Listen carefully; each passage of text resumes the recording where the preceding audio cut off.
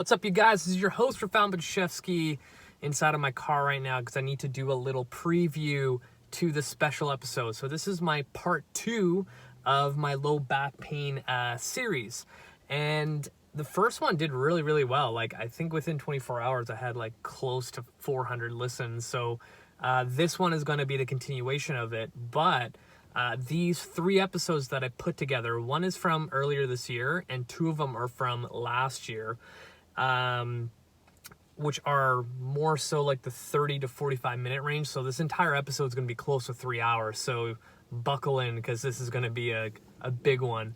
But I'm excited because a lot of these topics that I've brought up, I've only done bits and pieces. So I've been looking back at certain episodes that need to be together to kind of show the whole picture of, in this case, low back pain and what to do. So in this episode, highly recommend you watch it because these 3 episodes get pretty hands-on with exercise demos, exercise breakdowns, things like that. So highly recommend you watch this one. If not, listen. I've tried to be as descriptive as possible in these episodes. And without further ado, here is part 2 to the low back pain series. Hopefully you enjoy it. And today we are going to go through a topic, aka your crunches, and why it is literally the worst thing you should be doing for your spine, and why it usually gives more issues than solutions when it comes to back health, core strength, and visible abs. Probably 30 minutes. On the topic of low back pain and crunches. So I'm constantly surprised with the amount of people I meet, coaches I meet, that still program crunches for their clients and themselves.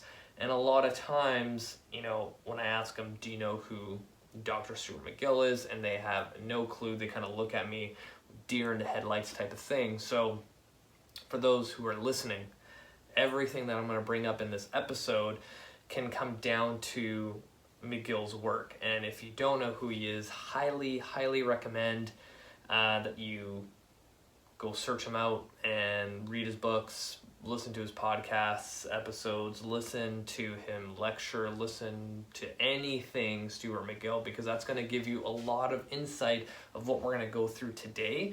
And we're also going to do some demos of exercises to kind of go along with this. So for all my listeners, highly recommend, again, hit the show notes, click the video link to my YouTube channel to watch this, because I've been doing a lot more video, vlog, podcast things, and it comes in handy compared to my car podcast episodes. But anyway, the biggest thing that I always see is, in the clinic setting, I will usually get a patient that comes in and has low back pain. Most people have had low back pain once or twice in their life, and it can either be, just a flare-up, super sore, or it can be like crippling pain. And a lot of times, the first thing I'll ask is, what do you do for exercise? They start naming off what they do, and I ask, okay, specific exercises, and most of the time they'll say crunches. And I'm like, okay, why are you doing crunches? And they're like, oh, I want a 6-pack. I want to work on my core. Okay, so now I know this person doesn't really understand the concept of a core, and that's something that we need to understand. So what does your core do? And essentially, if you look at the way it's designed, it's supposed to resist force in all multiple directions. So if I am sitting here in front of you right now, and I have this force coming here to push me over, all of my core musculature is built to resist that, to keep me upright. And what that is I'm fighting anti-lateral flexion, right? So if I look at what my spine can do, which is flexion, extension, and rotation, and lateral flexion on both sides, then I can train it that way. So if I am constantly just doing crunches, and that's all I do for my core work, one, we already have a problem. Let's set aside why crunches are shitty for your spine, but let's just think about it. You ask an average person, what do you do for core work? Usually it's just crunches and variations of crunches because they feel it here. And if you go by that logic, then if I asked you, all I want you to do for upper body is just bench press. That's it, right? Just that one plane of motion. And for most part, we know, or at least I hope we know, that when you do so much pressing, you're kind of feeding into the fire of terrible posture. Because like even right now when I'm sitting, rounded posture, and do this 8 to 10 hours every single day in front of a desk, especially now that everyone's working at home over Zoom or whatever video recording device you use, conferencing device you use, it just feeds into that fire, right? We're just adding more movement into this pattern of terrible posture. So, you know, you go to physio or chiro, they're always going to say, oh, you want like mid-trap activation, you want postural exercise, band pull aparts, no money drills, those things. Like, I think we all know that. But when it comes to like, okay, I'm going to work on my core, I'm going to do this over and over and over and over again. That doesn't really make sense, right? So already one thing we have is that we're overloading a terrible postural position. And a lot of times, like, I'll give this example. If I'm sitting, like before, we can probably agree that this is bad posture because one, we're feeding into the fire of what we're doing all day, and two, that, you know, any posture, like, that's a whole nother discussion, but any posture that's prolonged for too long is bad posture. But we can probably all agree that this is bad posture. So what's the difference of me going on my back in the gym and doing this, right? If you think of that side by side, if I had a photo, it's the same thing. It's the same thing. So without realizing it, you're actually making your posture worse in that sense. So if we know that the average person sits at a desk 8 to 10 hours a day and then goes to the gym and does bench press, say they have no idea, they're doing more pressing, they're getting super tight up top, and now they're doing more crunches, they're super tight up top. We understand that when our thoracic spine up here does not move adequately, our lumbar spine has to take over for its job. And our lumbar spine is not really designed to be mobile. It's supposed to be a stable joint. And I'm going to get into another point of when you should train flexion in your spine, but that's going to be near the end. We're talking about the average person here. Now, when you look at our spine, it can flex, it can extend, it could laterally rotate on both sides, and just rotate in general. In order for our spine to be healthy, it should be able to do all those things. But if we take our average person that's rounded like this all day, you would assume that the vertebral discs in the spine, being under this pressure for so long, you would assume that the discs in between each vertebrae are gonna now push out to one position because they're in this rounded position. So when you look at the most common low back and neck pain, people will have bulging discs and herniated discs because of that posture. Low back and neck tend to be the ones that are in those positions a lot. So if you think of that sitting position, we're rounded, but we get a lot of stress right in here in the cervical spine, and our pelvis is tucked under like this, right? And I find that a lot of times when I work with patients in a clinic setting or even in my kin stretch classes, the average person has no idea how to move their spine interdependently of each vertebrae. It kind of just clumps all together. So if you think of like the cat-cow, for example, it all kind of just comes together. And then when I had to isolate, say, just the lumbar portion of their spine to rotate back and forth, no clue how to use that, right? So we already have now discovered some problems and issues that are going to arise down the line.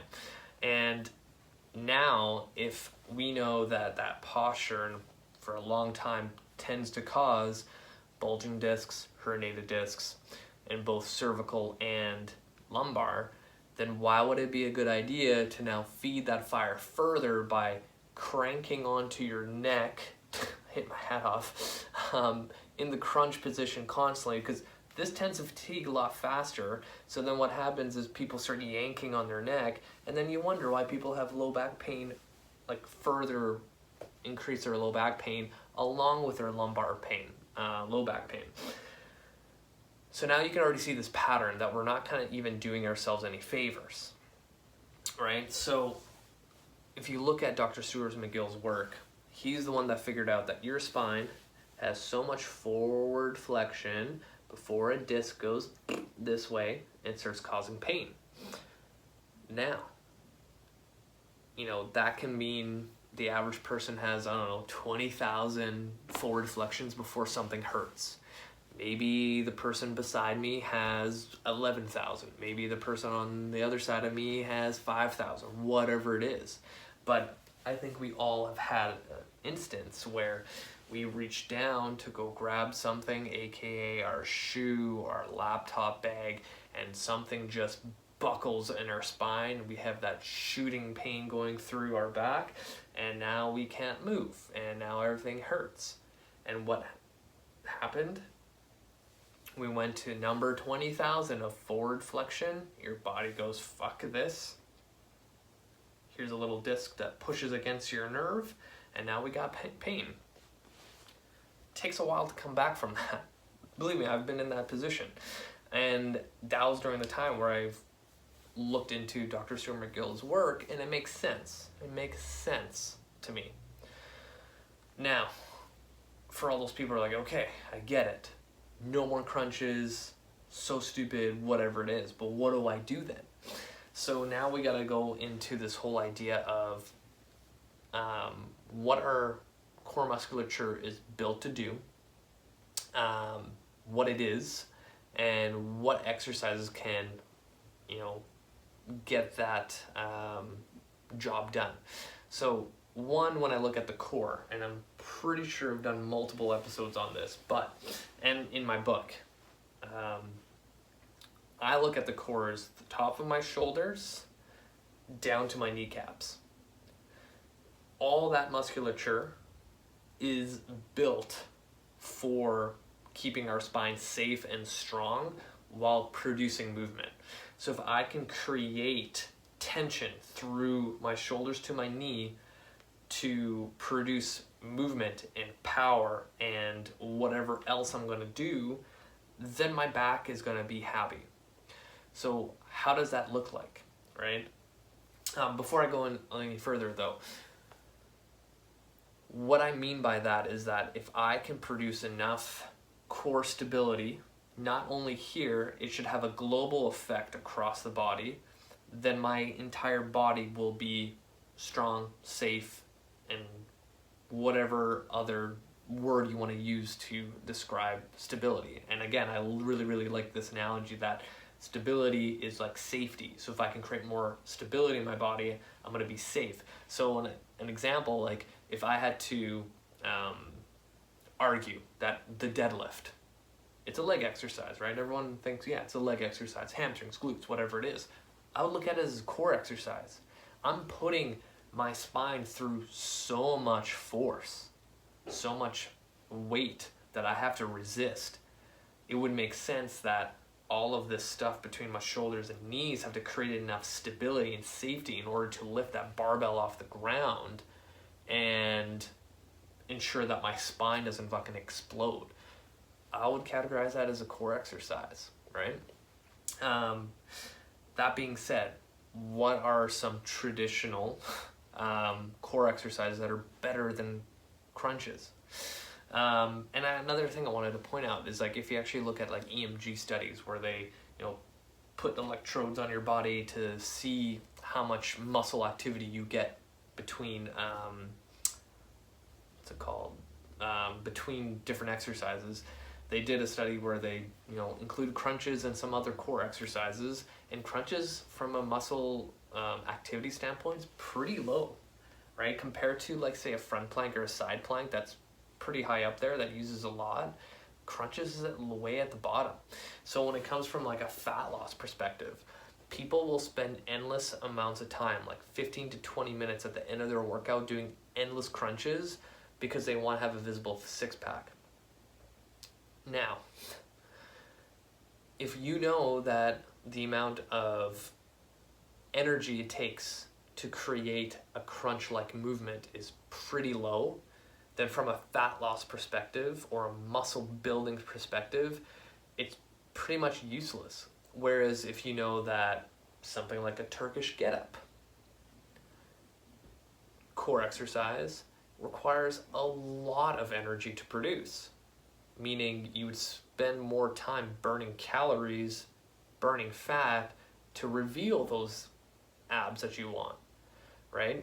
Like, do you really think that if you spent every single day doing crunches for 20 minutes, that only that one area of your body is going to lose fat?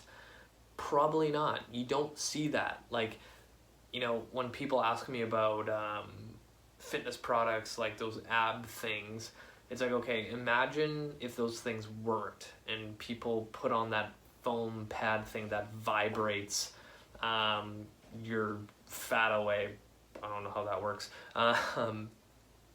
That means that this one area is just going to be shredded and the rest of your body is still gonna be like jello, no definition whatsoever. Like, that's not a good, I don't think we've ever seen a human being like that. You know what I mean? So that being said, you might as well utilize exercises on a higher scale that require a lot of energy to produce, which will then put you more into a calorie deficit, which then allows you to recover more because you're utilizing more muscles that are involved in those exercises. And voila, down the road, a year from now, your abs are now more defined, right? But people just don't think about this process. And I always say to people that exercise, like fitness in general, is very, very, very simple.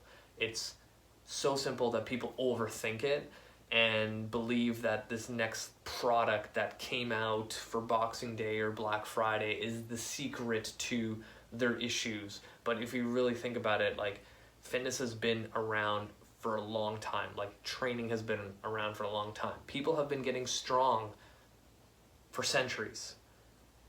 A new product that some person invented today is not going to revolutionize the science behind people adapting to stress.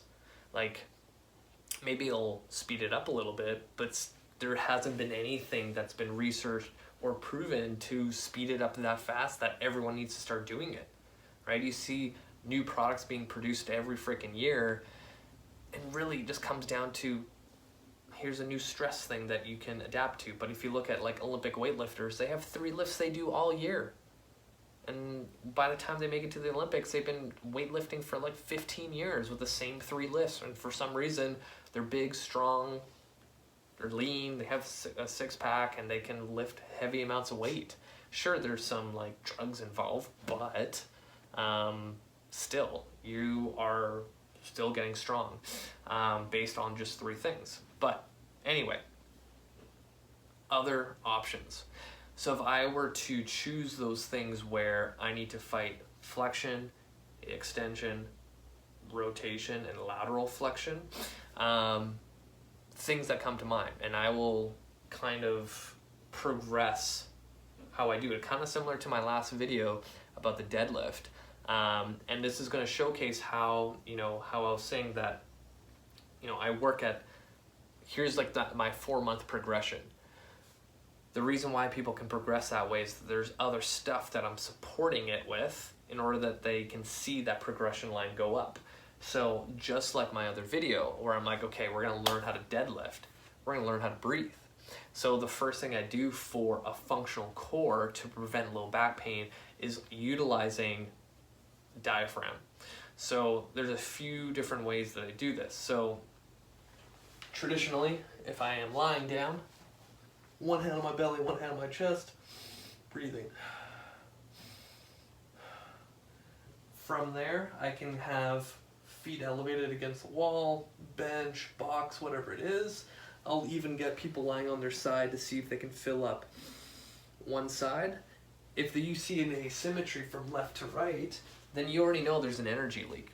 And I've seen this with patients too with low back pain, is that they'll be able to expand their diaphragm from one side and the other it's like zero activity. And I'm like, well, no wonder that when you go into a gym setting or a class or whatever it is and you're required to create stability, aka safety, around your spine, and one side of your diaphragm can't expand to create that, well, no wonder you're getting injured, right? Like, it's common sense. But that's something that you can train. So depending on the assessment that I do on the client, kind of like the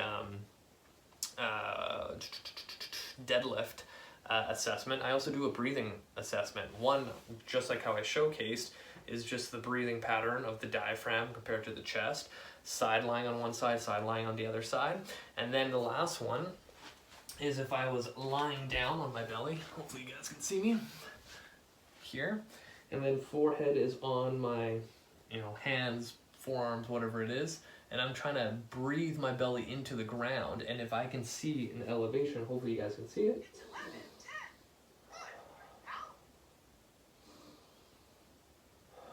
And if I can see that people can breathe back up in here into their erectors, now I know that they can create that 360-degree stability around their spine when it comes to any kind of exercise. A lot of times people don't have that ability, and I'm like, okay, we have a lot to work with right now. We need to figure your shit out.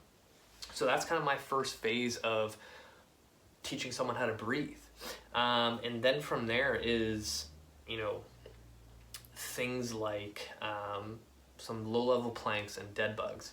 So depending on how many times I see somebody in person or online, whatever it is how I'm going to structure their kind of core section of their program. So from that breathing position, I will get people doing a dead bug, but a progressional dead bug. So a lot of times it's, all right, we learned how to breathe. Now it's like, let's breathe with the legs up. Let's hold the breath, do one leg, back up, exhale, deep breath in, other leg comes down, exhale, back up. And then eventually adding the arms and legs. Now, just kind of like, this is how I look at core training, is similar to what I said earlier about if I'm only training this, I'm leaving a lot on the table and building an asymmetry already. So just like functional core training that don't involve flexion-based activities, I gotta make sure that I'm not only doing a dead bug or breathing on my back, I gotta do other stuff. So just like training, if I'm gonna do a push, I wanna do a pull. If I wanna do a hip dominant exercise, I wanna do a knee dominant exercise. If I'm gonna do an overhead press, I wanna do an overhead pull, right? I gotta even it out. So something as simple as a bird dog, right? Opposite arm, opposite leg.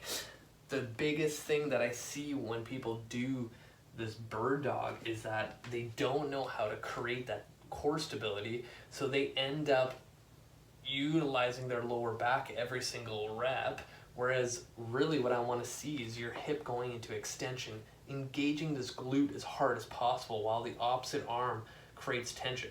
And even when I'm holding this position, this, say my right hand that's on the ground, I am literally corkscrewing the ground, like I'm twisting the ground to engage my lat as hard as possible. And then with the supporting foot that's on the ground, my toe is crushing into the ground. And then my hand that's reaching out, I'm creating a fist. And when I get to that full extension, I'm squeezing as hard as possible, and that heel behind me is driving to that back wall as hard as possible. And that's teaching my body, especially my spine, how to create that stability, how to create that safety, and create a more functional core. This is just like the foundation. Just like how I did my deadlift video, this is kind of like my phase one, right? That was a dynamic way of creating tension and kind of that, contract, relax in a dynamic way. And I find that a lot of times when people do this correctly, they will finally see progression. Because a lot of times, kind of like the deadlift video where, I get someone in, their deadlift hit a plateau, and I check all the foundations, they don't have any, that's why they hit the plateau. A lot of times when it comes to weightlifting and they can't, get a little bit more, they see this huge plateau in their training. It's because they don't have the foundations for a good core. And sometimes it's like, I check their breathing, they have no idea how to use their diaphragm, and it's like, well, now you have this huge energy leak, right? So, breathing, dead bug, bird dog, all their variations, awesome. Going into planks, one thing that I really, really, really love is training anti-lateral flexion. I find that is the highest payoff when it comes to preventing low back pain. I don't know why that is, honestly. Someone out there who's smarter than me can probably tell me, but for some reason, when I can get someone super strong fighting anti-lateral flexion, they tend to get better, they become more resilient and just powerful. So an example of an exercise that can help with that is literally going into a side plank. And if I was doing phase 1, I'm doing half a side plank, so both my legs are bent in half. Phase 2 would be like the knee up, from there, leg extended, and then from there is where I'm going to be in a full side plank. This, I'm fighting anti-lateral flexion, getting all my obliques and those deep muscles within the spine to help build that strength to make sure that my body doesn't fall into any kind of this stuff. I'm getting close to 30 minutes here, and I'm trying to figure out where I want to go with this. I might do, actually, you know what, I'm going to do a part 2 of just core training and why crunches are terrible.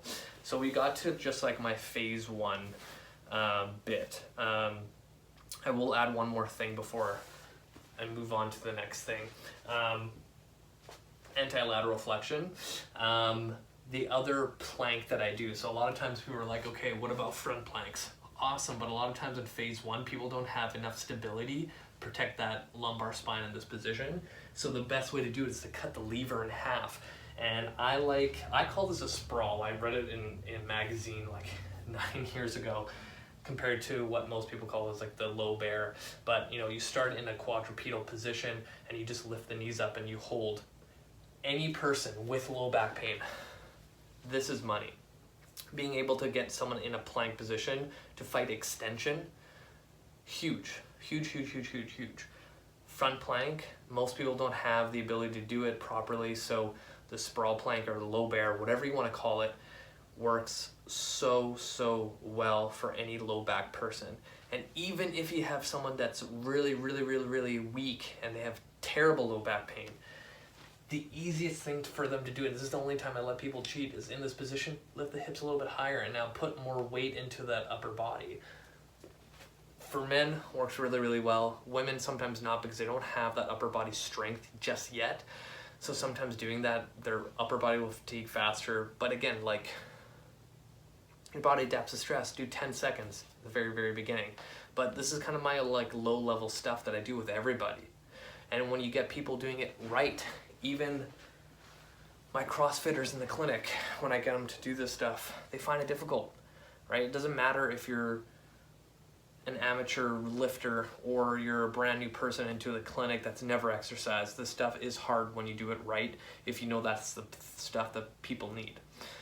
I will do a part 2 to this, because I just realized in my head it's going to expand even bigger, and the next one for sure is going to be an hour or even more. But there you go, low level, level 1, maybe even level 0, I would put that into a category of what we just did. Now the thing I wanted to bring up, forward flexion is not so bad. I've done videos where I've shown myself in like the hinge and rotating my pelvis to move my lumbar spine to flexion and extension in a rounded position. In order for an articulation, aka your joint, to be healthy, it needs to move in all the capacities it has. So if my shoulder only does this on a cell phone or this on a laptop, and my arm going up to grab a cup out of the cupboard, all that other stuff that my shoulder can do, and I'm performing a shoulder car right now, gets tight, gets stiff, and then it doesn't move, and the joint itself becomes sick. It doesn't have the nutrients it needs to be able to move freely like this, right? So just like your spine, if I never put it into flexion, eventually those articulations that allow you to go into flexion is not going to be healthy. It's not going to move the way it should. But if you're an individual with a history of low back pain, probably at that moment, it's not the best idea to go into flexion, but you can retrain yourself to do it to make sure you don't get into pain, which is going to be in the part 2 of this video, which is going to be a long video, I just realized. But I'm going to end it there so you guys can think about this stuff and see where your gaps are in your core training.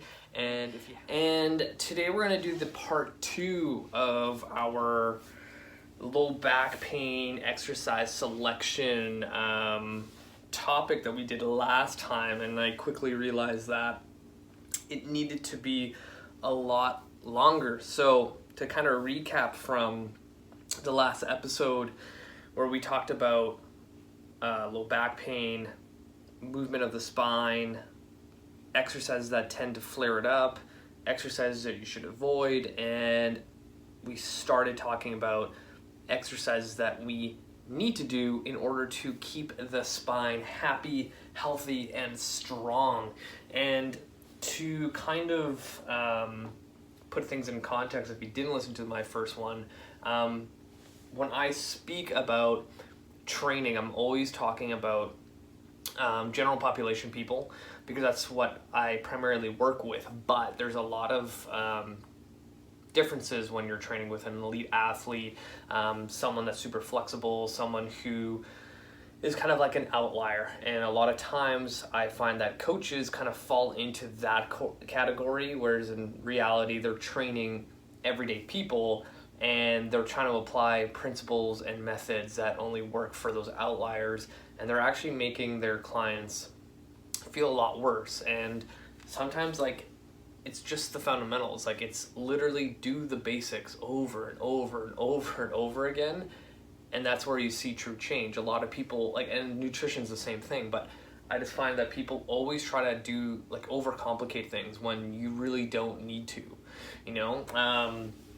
So that being said, like, we're gonna go through a lot of the progressions that I do, and, you know, we're going to go similar to what we did with that deadlift video of my progression for someone that was, you know, either brand new to exercise, never touched a barbell, to eventually barbell deadlifting. And to kind of keep in mind too, I will throw in different aspects to training when it comes to back pain, of what exercise you should do, what you shouldn't do, and little other things that I'll sprinkle in. So the whole process of like core training, there are so many different exercises out there that all work great, and I won't be able to cover all of them in this one video, but I will showcase the ones that are most commonly used in my programming, and that tend to be safe on the back. So I believe last time what I got through is kind of like my phase 1, where we focus on breathing, we focus on dead bugs, bird dogs, and carries. And those kind of open the door to so many other things. Because I find that when you don't build that base, and then you go try something like an ab wheel rollout, you fuck up your back, right? So you need to have that level of progression. And this is where a lot of people forget. And it's just similar to, like, you're brand new to the gym, and instead of, you know, learning how to hinge with your hips, you're gonna go barbell deadlift. So the one thing that we'll go over, I don't think I mentioned last time, is half kneeling positions. And I find that, you know, when you get someone in a half kneeling position, so imagine I am kneeling down with my right knee down to the ground, and I'm gonna go on a 45, and I have my left leg in front. Again, kind of going into that phase 1 progression. If I have my left foot as close as possible to where it's in line with my knee and my back foot, I'm already kind of unstable, and now I need to squeeze my glute and engage all my hip stabilizers in conjunction with all my core musculature. I absolutely love using half kneel everything for proper like core recruitment and proper like hip stabilization and teaching the body how to build stability. And if you remember in my previous episodes, I always mention and refer to stability as safety, like we're creating safety around our entire body. So that being said, if I can constantly recreate that focus of I'm constantly going to feed you the ability to continue to stabilize you, continually build stability. And why not do that in all different types of exercises? So that's why the half kneel is so brilliant. And it kind of covers that area of teaching the low back how to be stable and strong. Because anytime low back pain kind of pops up in my clinic, it's usually to do with poor hip mobility and poor hip stabilization. And if I can cover those two things, then that's going to help this individual who has low back pain or has had flare-ups in the past. So that's where kind of the half kneeling position works really well. I find a lot of traditional core exercises don't have that ability to do that. So that's why the half kneel is my like recurring exercise over and over and over and over again. So going back to the half kneel, if I was kind of in my phase one, progression, I'm literally going to line up my left heel with my right knee and my right ankle. And now glute has to engage hip stabilizers in conjunction with my core, and now I'm stabilizing. And sometimes I'll just do this kind of like a plank where hit the timer, 30 seconds per side. From this half kneel position, you can do so many things. Before I get into non-traditional core exercises, going into something like a pile-off press or an anti-rotation press. And if you remember from my first video, we talked about how is the spine built, how is it functioning, how does our body interact with it, and what is it designed to do. So our spine can go into flexion, extension, rotation, and lateral flexion on each side, meaning that the muscles surrounding the spine are able to resist those ranges of motion, which then creates stability in our spine. So if you think about an anti-rotation press, so if I'm on my right knee, my left leg's in front, and I have a cable machine to my right, or I have a squat rack, pillar, bar, whatever you want to call it, have a band wrapped around it, it's coming out, and I'm holding in both of my hands, and I'm pressing out and back in. So the moment I press out, the band or the cable machine is going to be pulling me over into lateral flexion. So all this stuff needs to be here, and I'm also fighting rotation. So I have two things happening from a core standpoint that is going to build a more resilient, stable spine and also a more resilient body overall. And in my first version of my ebook, the Ironclad Body Training System, I have a lot of half kneel exercises, and I'm super excited for my second version of the book that will most likely drop sometime this summer if I can get all my shit together. So two things we're already doing in that one half kneel position, but the other thing that people don't think about is in that half kneel position, I'm also teaching my hip how to stabilize, and a lot of times unstable hips tend to have an unstable lumbar spine. So now I'm literally working on three things at the same time. Now, knowing that the half kneel position tends to work three things at the same time and more. I've done multiple posts why the half kneeling and tall kneeling position is one of the best ways to build a resilient core and how to build just overall stability and strength that will carry over to many other things. When I do the half kneel position, I always tell people, like, you're trying to find a spot where you're not completely in line, because eventually you're just going to fall over all the time. But finding a position where you feel unstable, but you have enough in you to kind of stabilize the movement and stay at that spot. Because sometimes, you know, if your leg's too far out and it's way too easy and you're just kind of using your upper body, you're not really working core stability and hip stability. You're just kind of just going through the motions. And then on the other side of the spectrum, you're like going way too in line and you're all over the place. So you have to find that happy medium. The other thing that I tend to use in the half kneeling position is every exercise I can think of.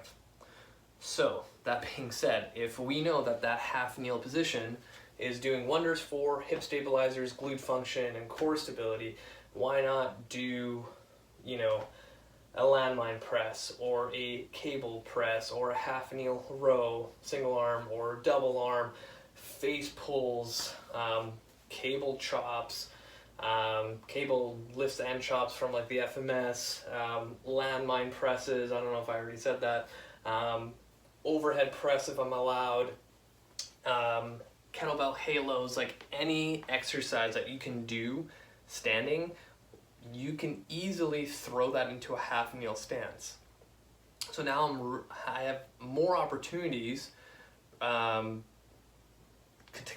to solidify that message to my body that, hey, you need to turn this, and on to make sure everything's stable, right? And I feel like that's kind of how my training has evolved over the years, is finding ways to reinforce the fundamentals without knowing it. And a lot of times when you look at the aspect of like fat loss, weight loss, muscle gain, we all know that, hey, if I burn more calories, I'm most likely going to see my goals, right? So how do you burn more calories? You're going to do more movement, meaning more movement needs more muscle fibers to be activated. So how do you get more muscle activation? With exercises that require more, right? So we all know that, say, a bicep curl compared to a Olympic snatch, right? That bicep curl has a lot less muscle activation than a barbell snatch, right? So when I place people in half kneeling positions, and if you do this already in your programming or in your workouts, you know that a half kneeling position requires a lot more stabilization because it kind of gets you off of balance. So now if we throw in, I'm doing a single arm overhead kettlebell press, then that requires a lot more muscle activation than if I was just standing or sitting on a bench doing a press, right? So now I'm working on building a good foundation, creating stability, creating a more functional core, protecting my low back, protecting my entire spine, learning how to fight rotation, how to fight lateral flexion, and also with more muscle recruitment, burn more calories, have a better just overall training experience, because now in a half kneel position, the thing that I didn't even talk about is it's really hard to cheat in that position. Whereas if I was standing and trying to do an overhead press, I can easily go into extension and try to fight that. A lot of weird stuff happens when people start compensating, and usually happens in the standing position, whereas a half kneel, it literally does not happen. It's really, really difficult to cheat in that position. So now I have more longevity in my training. And the biggest thing that I see in the clinic is people like avid gym goers that don't really follow a specific plan to themselves. They may be going to a gym, following a cookie cutter program, doing CrossFit, maybe doing a program they downloaded offline, but a lot of times in the clinic, those people will come in because something has flared up because of what they did in their workout, which might not be specific to them, right? So what happens is now they got to take some time off, right? Usually those people coming into the clinic are so far gone that they physically had to stop training, but all the weeks kind of leading up with that little flare up in their elbow, in their low back, in their knee, whatever it is, already started slowing down their volume of training, which is now preventing them from seeing success, what they want to achieve, whether it's fat loss, muscle gain, endurance, whatever it is, right? And now they're at a point where they've stopped completely. And then getting under a treatment plan might be another 2 weeks of no activity, some activity, and eventually reintroducing them to that environment of their training, and still following some restrictions, some modifications, and they're still not at that volume that it used to be. So now that, you know, little piece of your training year, that macro cycle of your programming, say it was 6 weeks in total, where you could have been pain-free and still pushing yourself in the gym like you want to, right? That's another thing, is like you'll see those like motivational videos of like The Rock working out, and you're like, oh shit, like I need to start training like him, like a fucking badass. But the stuff you don't see on social media is like his recovery strategies in order to do that, right? Nobody talks about recovery because it's not that exciting, but that's kind of the missing link. Like, are you actually doing stuff to recover from the stuff that you're doing in the gym? Like, you know, I shit on CrossFit all the time, but you know, you could do CrossFit as long as you do the recovery strategies in order to continue doing that sport, right? A lot of people don't think of that, and they end up they're just going and going and going, and like things tend to go on your body, right? So the longevity thing is huge, huge. And that's why I pride myself, like the way that I program, and it's all the stuff that I've been saying in this episode, the previous episode, and the one on the deadlift, allows my clients to show up more. So now take it from the perspective of a general population person, where weight loss is a huge thing. If I can continue to have people showing up every single week, their chances of success is a lot higher. But if something in my program flared something up and they had to take 1 week off, that turned into 2, they come back, they're not really doing the same intensity, now I'm slowing them down from seeing success, right? That's on me. And I learned that really, really fast in the beginning of my career, whereas now, I don't remember the last time I had a client in person or online where they had to stop training due to something in their program.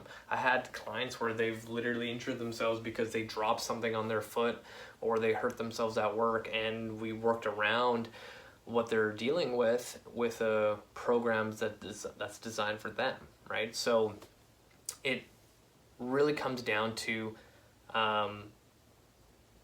your overall goal. And this is how I look at training. It goes into so many aspects, right? We're literally talking about low back pain and why you need to stop doing crunches, and here's some other exercises. But those exercises have more layers to them, in the sense that now I can showcase that if you do this exercise, it has all these other benefits that go into all these different categories into your overall goal of what you want to achieve this year. And you know, now that we're in 2021, I think we all want to get through the COVID and the holiday weight gain and finally see success. But a lot of us, probably most of the world, have been working from home on their laptops, and now they're sitting a lot more or laying in bed, and stuff is stiff. Like for me, I felt that. I've done a lot more computer work this past year, and my hips are tight. Like when I teach my kin stretch, I was like, damn, like this was not like it was before. So that's how I kind of look at exercise. Like, am I choosing exercises that are going to influence other facets of my training and also other categories of success in life, right? That's why I don't think, honestly, crunches is one of those things that are gonna give you the results you're looking for. Man, I went on a big tangent there. Where are we going from here? Half kneeling stuff. So for phase 1, we followed breathing, dead bug, bird dog, side plank, sprawl plank, and then we just got into the half kneel stuff.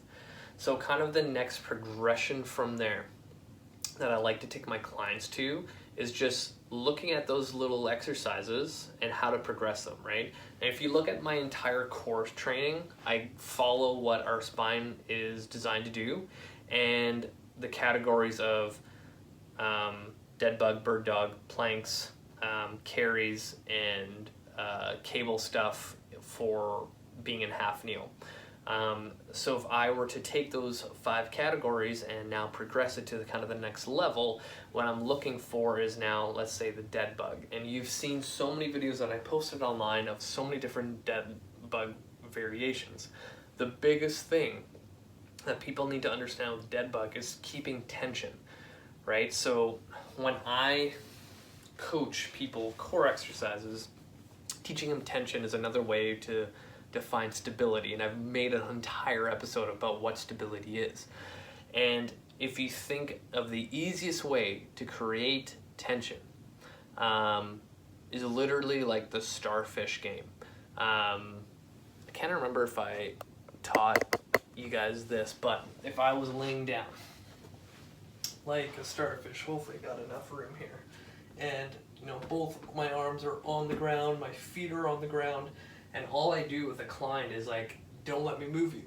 So in this position, I'll come around and try to lift their arm off the ground. I'll try to lift their leg off the ground, and all they have to do is actively push down and resist. And that's what core training is.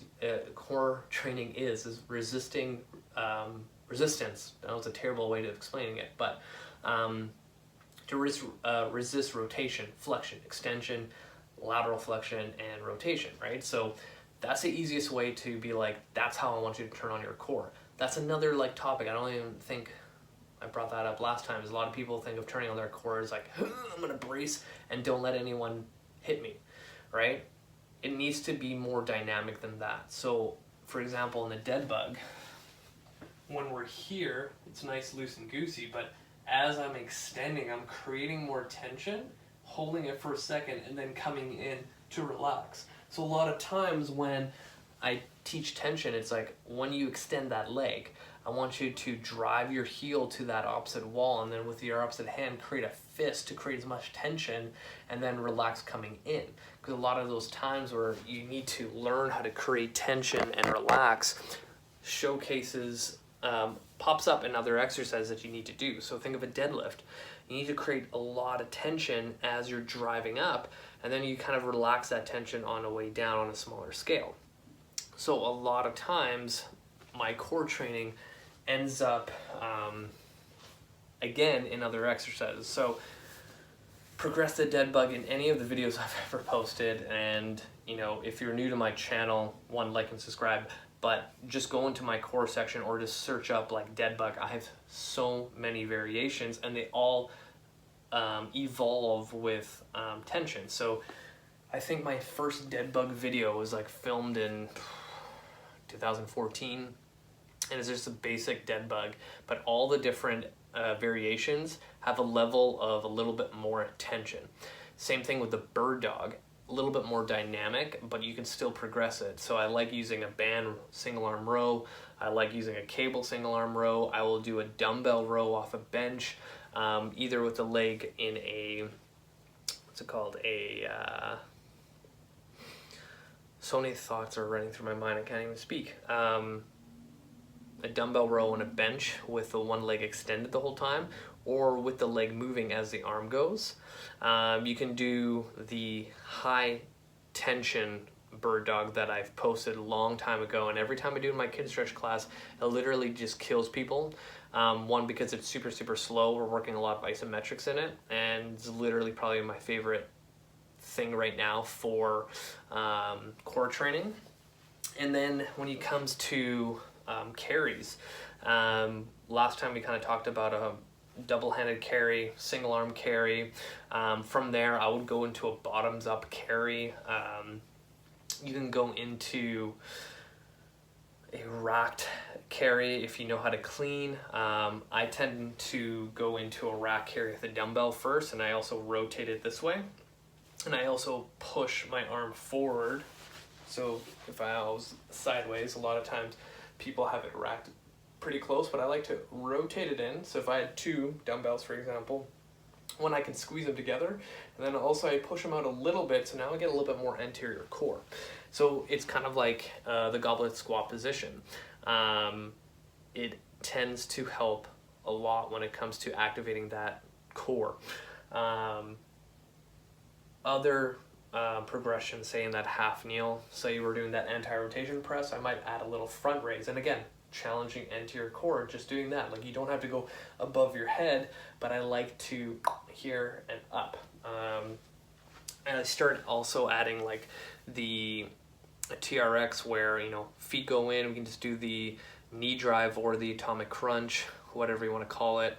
It's not really a crunch, it's kind of like a reverse crunch, and that is a whole other topic on itself, the reverse crunch, which I might leave for next time. But I also like going into like a tall kneeling rollout with a ball, and I wish I had a stability ball. I need to get it in my little gym area.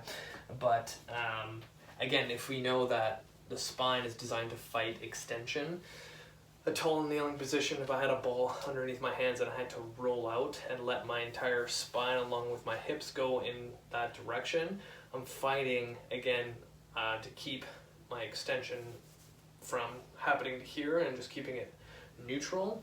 That works really, really, really well. Again, a progression from a front plank can either just be a push-up position, like get someone in a push-up position perfectly lined up. They're gonna have a tough time fighting that.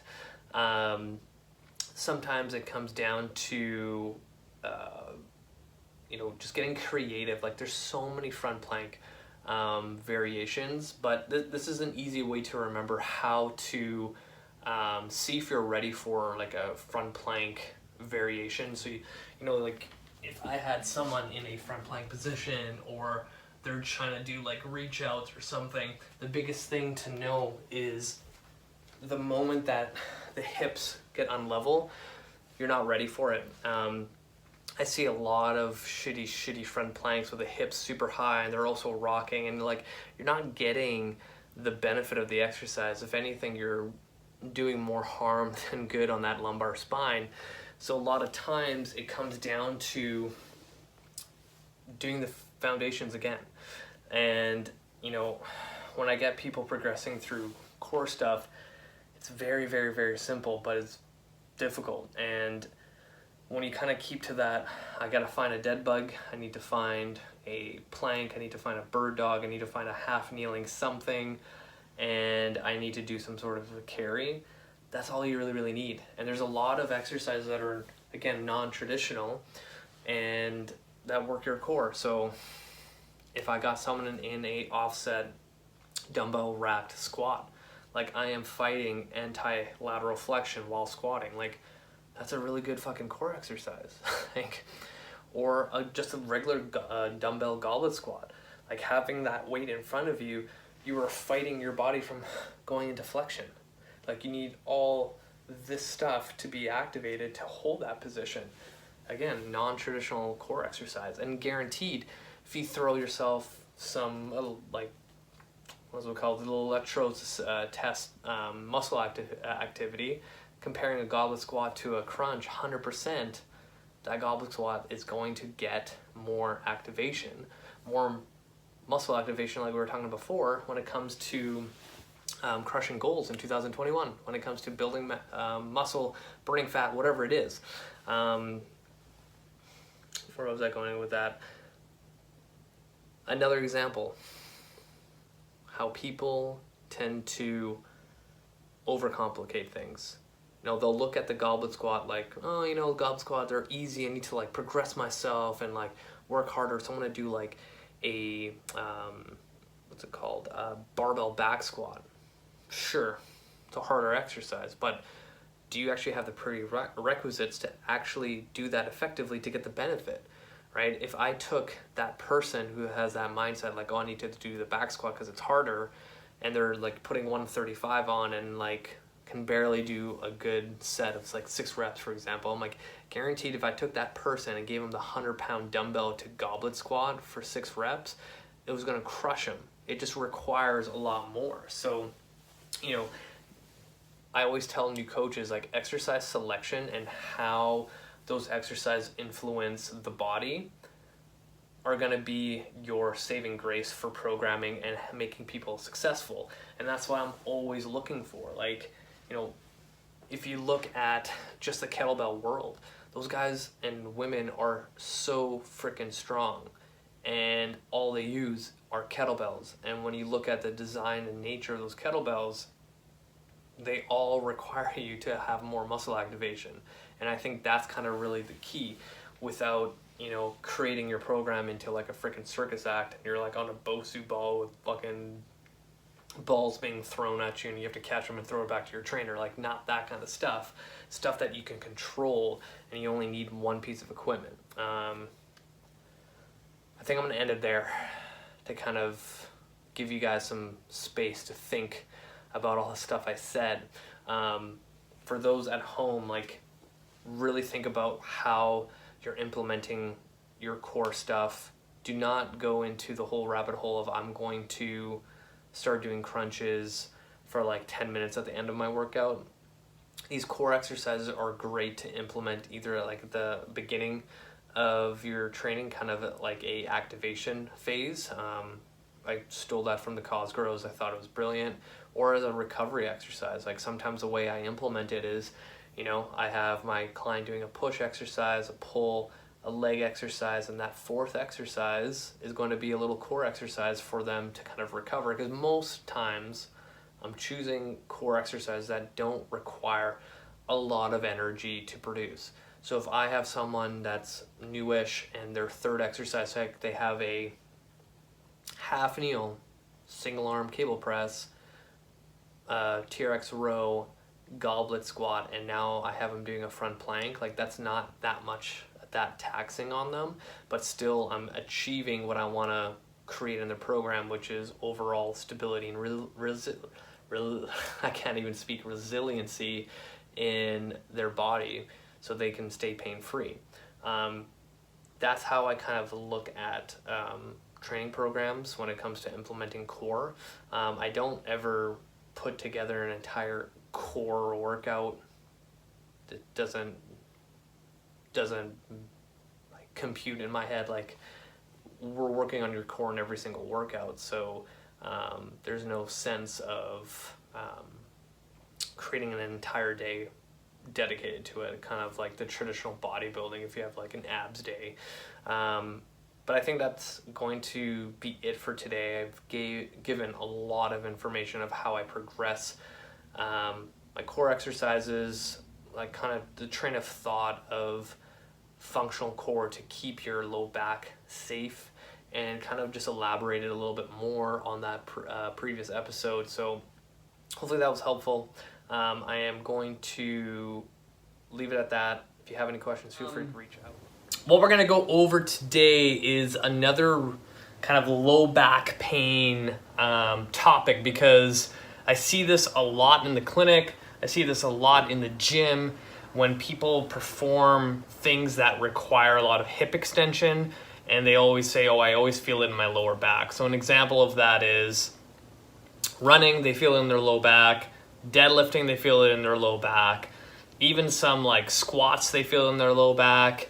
Lunges, basically anything to do with your lower body tends to require quite a bit of hip extension. And if you don't have, one, the mobility to do hip extension, things are gonna F up. And two, if you don't have adequate active control of hip extension, things are not going to work the way they should. So I wanted to cover this whole topic because it's something I always talk about almost on a daily basis when I see a patient in the clinic dealing with low back pain. And it kind of goes down to that whole, concept and idea that glute function, your glutes don't fire, glute amnesia, or whatever you want to call it. So we're gonna kind of unravel that whole topic in today's episode. So for those who are listening to this podcast, highly, highly, highly recommend that you watch the video of this because we're going to be demoing quite a bit of stuff on this topic, and we're going to have my wife Angel be the body and demo, and maybe she'll chime in with her 2 cents because she's almost a doctor and I know nothing compared to her. So yeah, it's going to be a good episode. So hit the show notes, hit the link on my YouTube to watch this. If not, I'm going to try to be as descriptive as possible if you're listening to this, you know, in your car or whatever you do while listening to podcasts. And hopefully Misty doesn't get super psyched and excited that we're on the floor and she's going to start wanting to play. And we'll probably move the camera around a little bit too. So I guess we can get started. Hip extension. You ready for this? Mm-hmm. All right. Hop on into the frame, babe. All right, so what we're going to do, I'm going to get you to lie down this way on your belly. Nice. Okay. So for those who don't know, hip extension is when your leg goes back to extend the hip this way. So I'm going to get Angel to extend her right hip into extension. And good. So that's hip extension. Not really that exciting, that, you know, intricate, but it is so vital with any kind of exercise dealing with things like deadlifts, hip thrusts, squats, all those things. And I think I should be on this side so I don't cover you. So number one, there is like a sequence of firing when it comes to hip extension. Number one, it should be the glute that engages. Then number 2 is your hamstring, and then lumbar spine. What we see a lot is that people end up going lumbar spine first, then hamstring, then glute kind of just is there. Or you'll hear people saying, my hamstring cramps when I do glute bridges, I feel it in my low back and nothing in my glutes. So those are like the 2 scenarios that we always see. A lot of times too, when I assess somebody, when we do exactly what Angel just did, a demonstration of hip extension, I'll always ask them, where do you feel it? And they're like, pretty stiff in my low back. So maybe demo it one more time, but like be like completely prone. What hands down with it? No, let's go on top of each other. You want my feet to be tucked up? Yeah, you can go tuck. And extend. And then back down. What did you feel? It did feel low back a little bit. So even when I assess hip extension, I'll kind of watch what happens, and like right away, Angel likes to use this portion of her back. So if you go again, you can even like, and go again. Do it now? Yeah. You can already see like this hip will drop down and then this starts firing up. So there's a couple things that we can do. Number one, we have to figure out if it's a mobility issue, so we can check passively. We can do other orthopedic tests. What do you test for hip extension? You can do yeoman, where you have you can bring it up like this. Yeah. Like passively. Yeah. And then any of the like internal external rotation doing that way as well. What about the one on the table where you have the leg off to the side? You can do Gainslands or Thomas. Can you say those tests out loud for the audience? So you have Gainslands. Oh, I always get these 2 mixed up. I believe Gainslands is the one where that's off the table, whereas Thomas is fully on the table. Thomas is like this, I believe, and the examiner is the one that's putting overpressure, whereas Gainslands is off the table, and you as the patient is the one doing the pressure, and the other leg is falling off the table. Yeah, so for those who don't know, those are like orthopedic tests that most physiotherapists, chiropractors, or future naturopathic doctors will learn to rule out or figure out any kind of musculoskeletal stuff. Again, do I use them? Sometimes, but again, like there's so many different ways to skin a cat, and it's all based on how you're trying to figure out what. Why would you use that expression? Why to skin a cat? That's a pretty like common phrase that people say. No? I don't like it. You don't like it? There's lots of ways of figuring this out. Okay, hip extension. I use the FRA. I test passively and actively, but I care mostly about active control because that's where it translates more into everyday stuff and more into what happens at the gym. So when I see that this is not working, well, hip extension is not working and this is overpowering, we need to figure out how to, number one, activate the glutes. There's so many ways of doing that, and there's ways to kind of prevent lumbar extension from happening. So we're going to go down the rabbit hole of probably demonstrating some exercise before I go back into more hip extension stuff. So something that I like to use in my kin stretch classes and things like that is, number one, priming the kind of nervous system to one, because a lot of times where if something doesn't move the way it should, I kind of automatically think of your nervous system is the gatekeeper to everything. And if I constantly have someone putting an emergency brake on for every single body part that I have, I'm not going to have a really good chance of activating what I want. So sometimes what we'll do, at least in my programming, I will incorporate things from the kin stretch practice that I have, like pails and rails, to directly communicate to the nervous system to be like, hey, I want to utilize this movement pattern.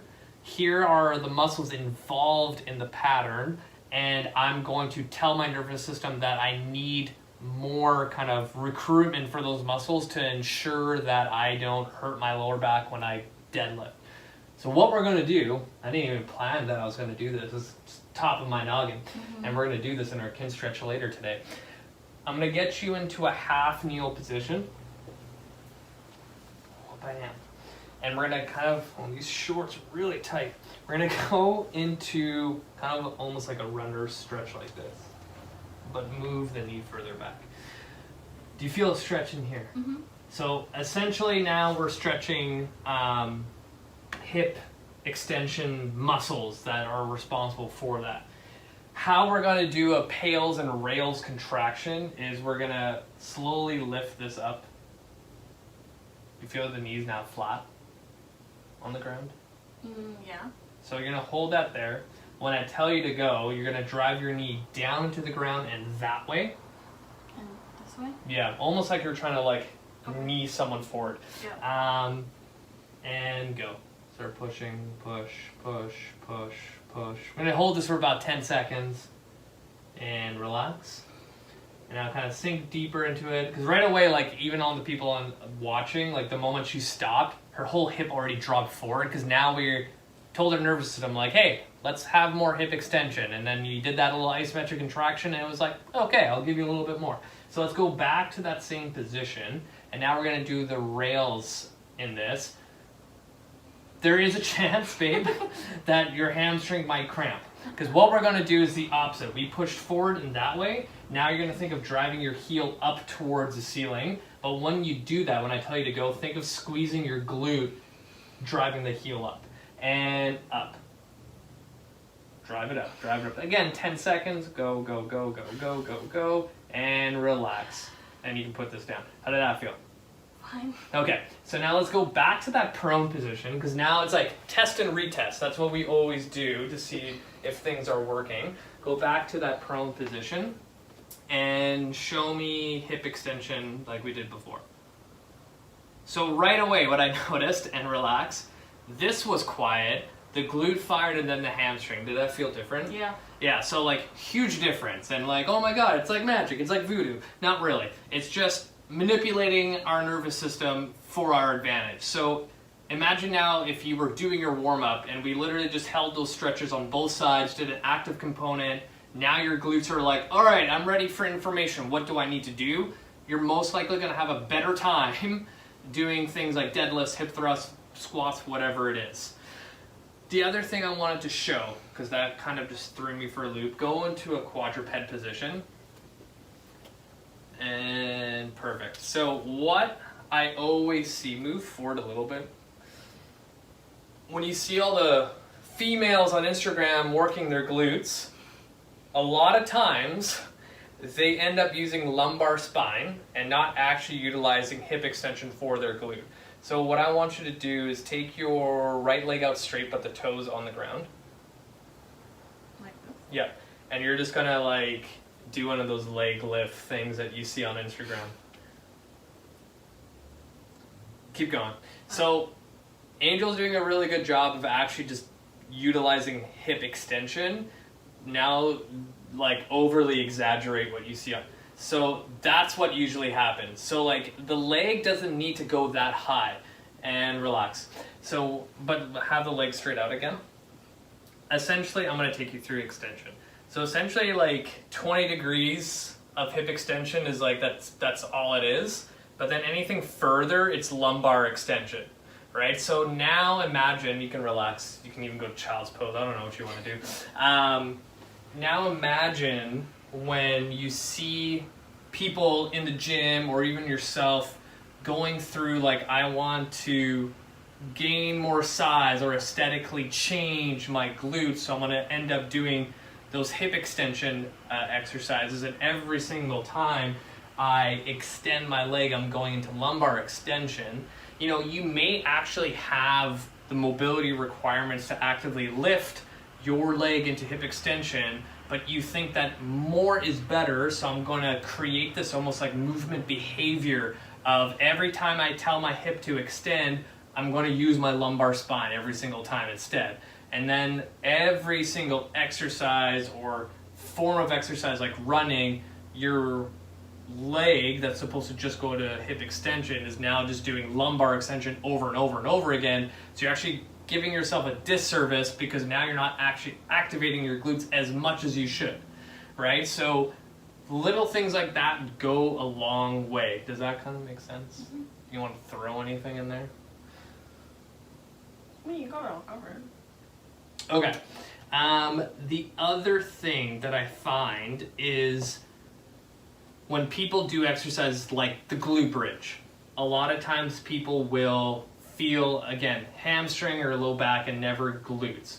There's a lot of little things that you can do to change that. So let's get into a supine position, legs bent, like we're about to do a glute bridge, because we're going to go over how I coach the glute bridge.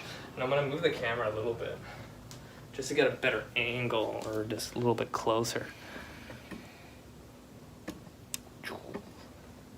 That looks good.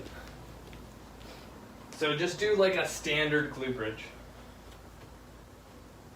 I don't know how normally Just arms out to the side. She's trained to just do it the way I do it. So let's do a couple more. That's essentially what most people do for a glute bridge, and good. How I coach it. So I want to think that if I'm going to utilize an exercise like the deadlift, I want to think of every single muscle that's involved with the deadlift. Because when I look at a warm-up, I want to create a warm-up that is specific to what I'm about to do to get most bang for my buck when it comes to exercise selection. So with the deadlift in mind, a glute bridge is primarily just working hip extension and just glutes. But let's, make it a little bit more specific to the deadlift. So the biggest thing that I see that people kind of leave on the table is not utilizing their lats in a glute bridge. And when you look at the lats, they have a huge, huge, huge influence on how your hip structure comes together in any kind of active component. And if you look at how it literally like flows into the glute complex, if you've done your cadaver lab, which she has done just recently, you'll see that like all the fascial lines of the lats like literally dig into your pelvis where your glutes are. So when people say in their like deadlift cueing, like engage the lats, like you want to like think of bending the bar, like all those things. So it's like, okay, well, why don't I add that to my glute bridge to ensure that my low back is not turning on every single time I do a glute bridge. So what I do is I'll get Angel to drive her elbows into the ground. And again, when it comes to like joint centration, we use a fist to squeeze tight, just like if we're squeezing tight on a barbell, to think of bending it in half. So now we have more tension being sent through the lats to kind of communicate with the glutes to go into extension. So let's do a couple of those. Yeah, and good. Little simple thing. Now the other thing too is like when I think of glute function, we also have to think of like the outside stuff of our glutes, like your glute med and min and all those deep six muscles that allow you to externally rotate the hip. So when you do that in a deadlift, because a lot of people don't think of like pushing their hips out this way to make sure you go straight, because a lot of times when people don't engage properly in the deadlift, they'll kind of come up and like swivel to one side, whoever is stronger. So if we think of actively driving our knees out to the side to engage lateral stabilizers, it's going to make things so much easier. So what I like to do is, even with the feet, we're going to have them out. Oh, nice ankles. Feet out to externally rotate. So inside joke. You're going to drive the knees out to the side into abduction to get more of those lateral stabilizers, in conjunction with everything that we just did with the elbows and fists. So then come up, and she's thinking of pushing out, yep, and then holding and then coming back down. So now we have a lot of components that relate to the deadlift that we're making sure that the glutes are actually engaged, the lumbar spine's not involved, and then we're going to throw a third or fourth thing. I'm like totally four or even five, because I didn't even think about the feet, is the breath. So a lot of times people don't utilize their diaphragm, and I've done like 3 episodes on the diaphragm, so go find those. During exercise, they don't utilize the diaphragm properly. So even in the glute bridge, I want to prime my diaphragm to be ready for, say, something like a deadlift or a hip thrust or a back squat. So before every single glute bridge, what we're going to do is take a deep belly breath in to engage diaphragm, and then we're going to go up into and exhale as we do it. Here we go. And then, yeah. Sorry, did I do it right? You did. You just held it, the deep breath, and it was all good. But essentially what you want to do is like deep belly breath in, you hold it to create a little bit of intra-abdominal pressure, you drive up, exhale, and then back down. Relax. That feel good? Mm-hmm. That's a lot. Yeah, stronger. So like a lot of times, you know, you can come up from there if you don't feel good. People exercise or move their body while exercising without any kind of purpose, and it ends up kind of just going through the motions, and that's where a lot of people lose their, opportunity to actually utilize what muscles are supposed to happen. So in this case with like hip extension, how many times have you gone to the gym or seen other people do glute bridges just back and forth, and like, are you really getting the benefit, or are you just moving for the sake of moving, right? So you want every single exercise you do have a purpose behind it, have a full intention behind it, so then you can get the most the biggest dividends from your workout. And that's where I think a lot of people kind of miss the boat. Just checking the time. But yeah, like, I think the biggest thing is most people have bad movement behaviors when it comes to hip extension, and then they don't follow a specific protocol in their warm-up to improve activation of all their hip extension muscles. And small little changes on something like the glute bridge that go a long way will help quite a bit. Anything else you want to chat about on hip extension that you can think of? Yeah, I think warm-up is great. Most people are just sitting in their chairs all day now, especially now with COVID, so movement is great. It's good advice for me too, because But that's a good point though too, is like, because we live in an environment that doesn't promote a lot of posterior stuff, because we tend to fall into this position a lot. So something as simple as that glute bridge that we all change with all those little things are all the stuff that we need in order to move like a human being that's not being challenged quite a bit.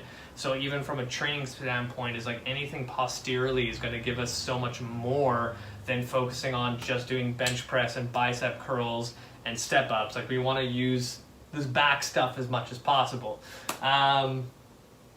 I think I'm going to leave it there because we kind of started without any kind of rambling, got right into it, and we're already past 20 minutes. Misty's like twitching and sleeping. That's it for this episode. Hopefully you enjoyed it. Hopefully you enjoyed our guest, future Dr. Angel Santos, which is going to be amazing, about hip extension and low back pain. If you have any questions, feel free to reach out. Hit the show notes, add me on Facebook and Instagram, subscribe to my YouTube channel, give me a 5-star review on any platform that you listen to my podcast. And if you haven't done so already, watch this video if you've been listening, so you have a better visual understanding what we did here on the floor. And that is it for us. Until next time, you guys, see ya!